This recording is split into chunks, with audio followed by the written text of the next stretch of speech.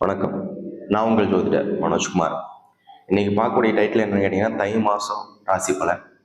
தை பிறந்தாவே வழி பிறக்கும்னு சொல்லுவாங்க. அந்த மாதிரி இந்த புத்தாண்டில் நம்மளுக்கு தை மாதத்தில் தமிழர்களுக்கான ஒரு மிகப்பெரிய ஒரு விசேஷம் அப்படின்னு சொல்கிறப்ப தைப்பொங்கல்.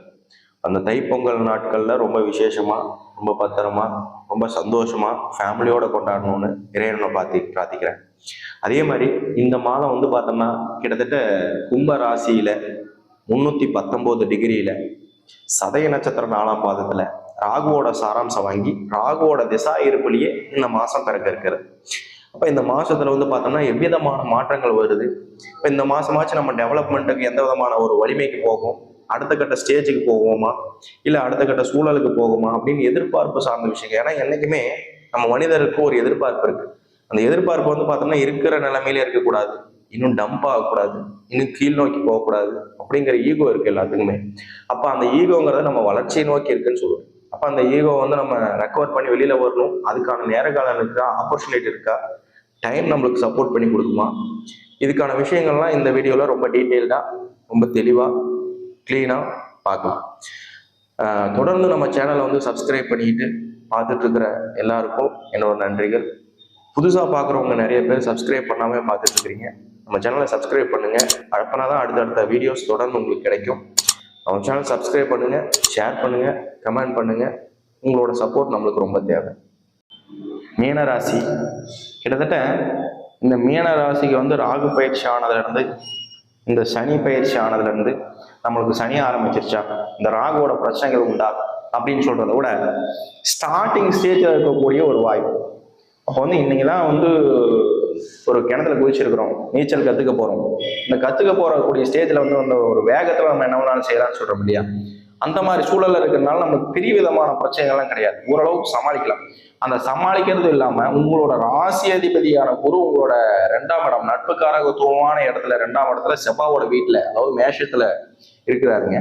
அவருமே வக்கர நிவர்த்தி ஆகி நீங்கள் நல்ல விதமான ஸ்டேஜில் இருந்து உங்களோட நட்பு கிரகமான சனியவே உங்களோட மாரகத்தான இன்னொரு வீடான தனுசு ராசியவே பார்க்குறாரு. அவன் பார்க்குறப்ப பார்த்தோம்னா நம்மளுக்கு தொழில் ரீதியான மாற்றங்கள் கொடுக்கறது, தொழில் ரீதியான வருமானம் கொடுக்கறது, ஒரு வலிமையை கொடுக்கறது, நம்ம எதிர்பார்க்கிற விஷயங்களுக்கு சக்சஸ் கொடுக்கறது, இதுக்கான ஆப்ஷனும் வாய்ப்பையும் பலப்படுத்தி கொடுக்கக்கூடிய டைம்னு கேட்டீங்கன்னா இந்த டைம் சொல்லலாம். அதே மாதிரி ராகுகேது பயிற்சி இருக்கட்டுங்க. ராகுகேது பயிற்சியா இருந்தாலும் படிக்கிற பசங்களுக்கு வெளியூர் பயணம், வெளிநாடு பயணங்கள் போகிறதுக்கான ஒரு வாய்ப்புகளுக்கு முயற்சி பண்ணுறது, பாஸ்போர்ட் சம்மந்தப்பட்ட விஷயங்களுக்கு நம்ம போய் அப்ரோச் பண்ணுறது, இதுக்கான ஒரு ஆப்ஷன், இதுக்கான நேர காலங்களா இந்த விதமான டைம் அப்படின்னு சொல்றப்போ உங்களுக்கு சூப்பரான ஒரு அமைவை கொடுக்குங்க. 7ல் இருக்கிற கேது, 7 இருக்கிற கேது பார்த்தோம்னா கிட்டத்தட்ட இந்த வருஷ காலகட்டங்களில் பாதிக்கு மேலே குரு பயிற்சி ஆகிறப்ப பார்த்தோம்னா குருவோட பார்வை பெற்று அவர் சுபத்தன்மையாகிறாரு. அது வரைக்கும் உங்களோட சுபாவமே உங்களை காப்பாற்றிடுன்னு சொல்லுவேன். என்ன காரணங்க? என்னோட சுபாவத்தினால என்ன, ரொம்ப ஒரு அமைதியா, ஒரு பக்குவமா, யாருக்கும் ஒரு தீங்கு இல்லாம, யாருக்கும் ஒரு பிரச்சனைகள் கொடுக்காம, யாருக்கும் ஒரு வம்பு தும்புகள் கொடுக்காம அமைதியா இருக்கக்கூடிய ராசின்னு சொல்றப்ப இந்த மீன ராசியை சொல்லலாங்க. அப்ப எவ்விதமான ஒரு சிந்தனைகள் இருந்தாலும், எவ்விதமான மாற்றங்கள் இருந்தாலும் இது மைண்ட் ரீதியா, உள்ள ரீதியா தான் வச்சுக்குவீங்களே தவிர்த்து வெளியில காட்டக்கூடிய வலிமை இல்லாதனாலே அதுதான் உங்களுக்கு மேக்சிமமான சக்சஸ்ன்னு சொல்லுவேன். இதுக்கு தகுந்தாற்போடைய உங்களோட ஒரு பலத்தை, உங்களோட நாலேஜை, உங்களோட உழைப்பை மிச்சவங்க பயன்படுத்திக்கிறதுக்கான சூழல்கள் உண்டு.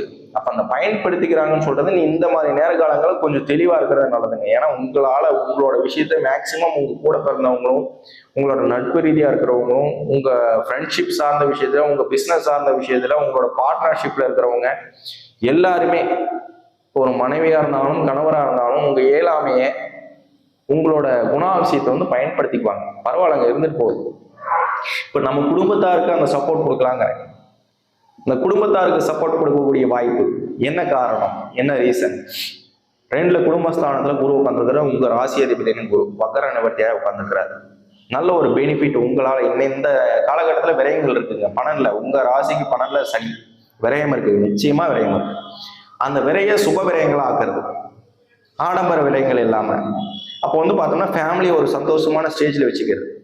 அப்போ ஃபேமிலிக்காக டைம் ஸ்பெண்ட் பண்ணுறது, ஃபேமிலி அங்கங்கே கூட்டிகிட்டு போகிறது, இந்த லீவு டைமில் ஏன்னாச்சும் ஒரு நல்ல இடத்துக்கு கூட்டிகிட்டு போய் ஃப்ரீடமாக இருக்கிறது, இல்லை அவங்களுக்காக ஒரு துணி, ஒரு நகை ஆபரணங்கள் இந்த மாதிரி எடுத்து கொடுத்து அவங்கள சாட்டிஸ்ஃபைட் பண்ணுறது, இந்த மாதிரி ஒரு வாய்ப்பு. இதையே வந்து பார்த்தோம்னா ஒரு சொத்து ரீதியாக கூட இன்வெஸ்ட்மெண்ட் செய்யலாம். புதுசா ஏதாச்சும் ஒரு நிலம் வாங்குறது, ஒரு வீடு கட்டுறது. இந்த வீடு கட்டுறது வந்து நம்ம ஃபேமிலிக்காக அரேஞ்ச் பண்ண, எனக்காக எதுவும் தேவையில்லைங்க, உங்களுக்காக எதுவும் தேவையில்லை. இந்த மீன ராசிக்காரங்களுக்கு உங்களுக்காக எதுவுமே தேவை கிடையாது. அதுவே அந்த தேவைங்கிறது வந்து என் ஃபேமிலிக்காக செஞ்சேன், என்னோட க்ளோஸ் ரிலேஷன்ஸ், என்னோட பிஸ்னஸுக்காக செஞ்சேன். பார்ட்னர்ஷிப்ல இருக்கிறோம், அந்த பார்ட்னர்ஷிப் சேர்ந்து கேதர் ஆகணும், சேர்ந்து டெவலப் ஆகணுங்கிறதுக்காக செஞ்சோம். அந்த மாதிரி விஷயத்துல இன்வெஸ்ட்மெண்ட் பண்ணுங்க. தனிப்பட்ட முறையில் எங்கேயாச்சும் போய் எனக்காக நான் இதை செஞ்சேன் அதை செஞ்சேன் போய் மாட்டிக்கிறதுக்கான சூழல்கள் இருக்குங்க, அதை மேக்சிமம் செய்துக்க வேணாம். தொழில் ரீதியான மாற்றங்கள் இருக்குமா, தொழில் எதனாச்சும் ஒரு முன்னேற்றங்கள் இருக்குமா, நிச்சயமா இருக்கும். ஒரு பிசினஸ் பண்ணலாம், புதுசா இன்வெஸ்ட்மெண்ட் பண்ணலாமா, தாராளமா செய்யலாம். ஏன்னா சனி விரைத்துல இருந்தாலும் இந்த இன்வெஸ்ட்மெண்ட் சார்ந்த விஷயங்கள் எதை சார்ந்து இருக்குங்கிறது ரொம்ப முக்கியம். அப்போ வந்து பார்த்தோம்னா சனி விரைத்து கொடுக்குறாருன்னு சொல்றீங்க, மறுபடியும் இன்வெஸ்ட்மெண்ட் எப்படிங்க செய்யறீங்க? பார்ட்னர்ஷிப். இப்போ நீங்களோட டைம் சரியில்லைன்னா உங்க வீட்டுக்காரம்மாவோட, உங்க ஹஸ்பண்டோட, இல்லை இவங்க யாராச்சும் ஒரு பார்ட்னர்ஷிப் வச்சுக்கிட்டு உங்க குடும்ப ரீதியான சப்போர்ட்டை உற்பத்தி செய்துக்கிட்டு அவங்களுக்காக இன்வெஸ்ட்மெண்ட் செய்யற மாதிரி செய்யுங்க. அவங்களுக்காக ஒரு பிசினஸ் செஞ்சு கொடுத்த மாதிரி செய்யுங்க. கூட நீங்க சப்போர்ட்டிவா மட்டும் இருக்கு.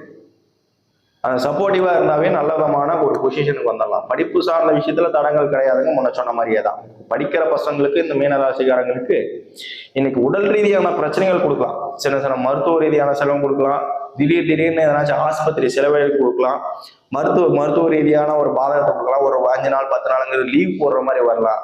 இந்த மாதிரி ஒரு விரயத்தை கொடுக்கறதுக்கான ஆப்பர்ச்சுனிட்டி வேணும்னா இருக்கே தவிர்த்து பெரிய விதமான ஆபத்தோ பெரிய விதமான விஷயங்களோ கிடையாது. ஏன்னா நம்ம இப்பதான் கடல்ல கொதிச்சிருக்கிறோம். இன்னும் நம்ம போகக்கூடியது, டிராவல் பண்ணக்கூடியது இன்னும் பல வருட காலகட்டங்கள் இருக்கு. 7.5 சனியை சொல்றேங்க. அப்ப அந்த சனி அப்படின்னு சொல்றது வந்து பார்த்தோம்னா உங்க ராசிக்கு இன்னைக்கு விரயஸ்தானத்துல உட்கார்ந்துருக்கிற சனி 12ல உட்கார்ந்துருக்கிறாரு. பரவாயில்ல, சமாளிச்சுக்கலாம். அதை சமாளிக்கிறது எதை சார்ந்த விரயங்கள் பண்றதுங்கிறது ரொம்ப முக்கியம். அதை சார்ந்து மட்டும் தெரிஞ்சு புரிஞ்சு இன்வெஸ்ட்மெண்ட் செய்து நல்லபடியா முன்னேறினீங்கன்னா இந்த தை மாசம் சூப்பரான ஒரு பலமை உங்களுக்கு அமைச்சு கொடுக்காம போக.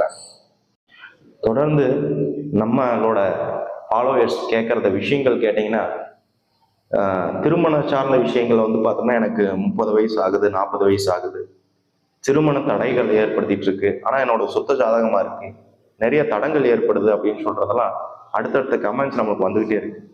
ஸோ அந்த கமெண்ட்ஸுக்கு வர்றதுக்கான ரீசன்ஸ் என்னன்னு கேட்டீங்க அப்படின்னா, சுத்த ஜாதகமா இருந்தும் திருமணம் ஆக மாட்டேங்குது அப்படின்னு சொல்றது வந்து ரீசன். அதுலேயும் சுத்த ஜாதகம்னு சொல்ல முடியாதுங்க. அந்த சுத்த ஜாதகம் ஏன் சொல்றோம் அப்படின்னு கேட்டீங்கன்னா, உங்களுக்கு தெரிஞ்சது வந்து பார்த்தோம்னா கிட்டத்தட்ட ராகியது, செவ்வாய் தோஷம், உத்தர தோஷம், கலத்தர தோஷம், இது காமனா எல்லாத்துக்கும் தெரியுது. இன்னைக்கு இருக்கிற சொசைட்டில வந்து பார்த்தோம்னா நிறைய பேத்துக்கு விழிப்புணர்வு இந்த சோசியல் மீடியா வந்ததுக்கு அப்புறம் நிறைய விஷயங்கள் எல்லாரும் கத்துக்கிட்டாங்க. அந்த கத்துக்கிட்ட விஷயங்கள்ல ஒரு சில விஷயங்கள் கத்துக்காத விஷயமும் இருக்குன்னா இந்த திருமண சார்ந்த தகவல் சொல்லுவேன், திருமண சார்ந்த தோஷங்கள் சொல்லுவேன். இப்ப இது இல்லாம இன்னும் நிறைய விதமான தோஷங்கள் இருக்கு, அதை தெரிஞ்சுக்கங்க. அப்போ ஒருத்தருக்கு திருமணம் ஆகல, தடையாகுது, தாமதப்படுத்தி கொடுக்குது, திருமணத்துக்கான பிரச்சனைகள் கொடுக்குது அப்படின்னு சொல்றது எல்லாமே எதனாச்சும் ஒரு பிரச்சனைகள் நம்ம ஜாதகத்துல இருக்கும். அப்ப நம்ம ஜனனகால ஜாதகங்கள் என்ன இருக்கு அப்படிங்கிறத நம்ம பார்க்கணும். இப்ப ஜனனகால ஜாதகம், நம்ம பிறந்த ஜாதகம் வந்து பார்த்தோம்னா பிறப்புல வந்த ஜாதகத்துல எதனாச்சும் ஒரு தோஷங்கள் இருக்கும். அந்த தோஷங்கள் வந்து பார்த்தோம்னா நம்மளுக்கு தடங்கள் ஏற்படுத்தும், தடை ஏற்படுத்தும். நம்ம பார்க்கக்கூடிய பெண்களுக்கோ பார்க்கக்கூடிய ஆண்களுக்கோ யோகத்தை கொடுக்கக்கூடிய ஜாதகமா இருக்கலாம். திருமணத்துல வந்து பார்த்தோம்னா மாங்கல்ய தோஷங்கள் உற்பத்தி பண்ணக்கூடிய தோஷங்களா இருக்கலாம். சரிங்க, அந்த தோஷங்கள் என்னென்னு கேட்டீங்க அப்படின்னு சொன்னா ஃபர்ஸ்ட் செவ்வாய் தோஷத்தை சொல்லலாம், அடுத்தது ராகியது சர்ப தோஷங்கிறத சொல்லலாம். அதுலயே கால சர்ப தோஷம்னு இருக்குன்னு தெரிஞ்சுக்கணும். சனி தோஷம் இருக்கு, புத்தர தோஷம் இருக்கு, கலத்தர தோஷம் இருக்கு, விஷகன்னிகா தோஷம் இருக்கு, புணர்ப்பு தோஷம் இருக்கு, கிரகங்களின் நினைவுகளால் ஏற்படும் தோஷங்கள் இருக்கு. இந்த மாதிரி ஒரு 9 வகையான தோஷங்கள் இருக்குங்க. எல்லா தோஷத்தையும் தெரிஞ்சு அதுல என்ன பிரச்சனை இருக்கு, நம்ம ஜாதகத்துக்கு என்ன விதமான மாற்றங்கள் வந்தா நமக்கு சரியா இருக்கும் அப்படிங்கிறத தெரிஞ்சு அதுக்கு தகுந்த மாதிரி ஒரு ஜாதகத்தை நீங்க ரெஃபர் பண்ணீங்கன்னாவே இந்த 30 வயசு 40 வயசு 45 வயசுங்கிற ஒரு பிரச்சனையே நமக்கு வராது. இப்ப சீக்கிரமா திருமணம் பண்றதுக்கு எல்லாரும் மாதிரியுமே நம்ம கேஷுவலா ஒரு பெண்ணு இருக்கு அப்படின்னு சொல்லி, ஒரு ஆண் இருக்கிறாங்க அப்படின்னு சொல்லி நம்ம வர வைக்கிறது பாக்குறது இப்படி எல்லாம் நமக்கு செட் ஆகுமான்னு கேட்டீங்கன்னா இதுக்கு ஏகப்பட்ட தடங்களும் பிரச்சனைகளும் நடந்தே தான் தீரும். ஏன்னா அவங்களோட ஜாதகத்தோட வலிமைகள் எப்படி இருக்கு, அதுக்கு இணையான ஜாதகங்கள் சரியா இருக்கா அப்படிங்கிறத தெரிஞ்சு நடந்துக்க. உங்களால மிச்சவங்களுக்கு தான் யோகம் உற்பத்தி பண்ணக்கூடிய ஜாதகமா ஒரு சிலருக்கு இருக்குமே தவிர்த்து எல்லாத்துக்குமே எடுத்தவங்க ஒரு ஜாதக பொருத்தங்கள் அமைஞ்சிடாது. அதான் அமையறதுக்கு காரணம் என்னன்னா, எனக்கு இன்னார் தான் சரியா இருப்பாரு அப்படின்னு சொல்லி ஜாதக ரீதியான பொருத்தங்கள் சரி பண்ணிட்டு அதுக்கப்புறம் பார்க்கறது நல்லதுங்க. மெயினா ஒரு ஜோசியரை பார்த்து கேட்கிறப்ப வந்து பார்த்தோம்னா எனக்கு எந்த விதமான தோஷங்கள் இருக்கு, எதனால எனக்கு திருமணங்கள் தடையாகுது அப்படிங்கிறத ஃபர்ஸ்ட் தெரிஞ்சுக்கிட்டு அதுக்கப்புறம் பெண்ணை பார்க்கறது நல்லது. அப்ப அந்த மாதிரி ஒரு பொருத்தம் பண்ணி நல்ல விதமான பொருத்தங்கள் ரீதியா நம்ம செய்து சீர்திருத்தமா அமைஞ்சுக்கிறது நம்மளுக்கு லைஃபுக்கு சூப்பரான அடுத்த கட்ட பொசிஷனுக்கு கொண்டுட்டு போய் விடும். தொடர்ந்து அந்த தோஷங்கள் ரீதியான ஒரு வலிமையை நம்ம தொடர்ந்து எல்லா வெளியிலையும் சொல்லிட்டு தான் இருக்கிறோம். அப்படி இருந்தும் நிறைய பேரோட கேள்வி வந்து பார்த்தோம்னா, என்ன காரணம், என்ன ரீசன், எனக்கு இந்த மாசமாச்சு திருமணம் ஆகாதா, அடுத்த மாசம் திருமணம் ஆகாதா, நல்லா நம்ம வீடியோஸ் தொடர்ந்து பார்த்துக்குவாங்க. ஒரு சில மாத காலகட்டங்கள் வந்து பார்த்தோம்னா ஒரு சில ராசிகளுக்கு திருமணம் ஆகும் நம்ம சொல்லுவோம். அந்த ராசியோட புது பலன் மட்டும்தான் தவிர்த்து அதோட ஜனனகால ஜாதகம் பிறந்த ஜாதகத்தோட வலிமையை பொறுத்து தான் அதோட மாற்றங்கள் நம்மளுக்கு வரும்.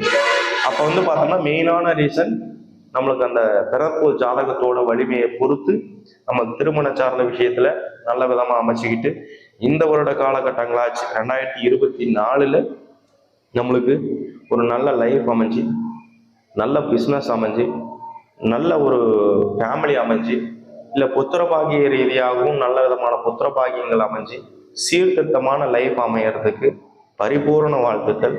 நான் ஆண்டவனை பிரார்த்திக்கிறேன். தொடர்ந்து நம்ம சேனலை ஃபாலோ பண்ணிட்டு வாங்க. உங்கள் கைண்டான சப்போர்ட் நம்மளுக்கு ரொம்ப தேவை.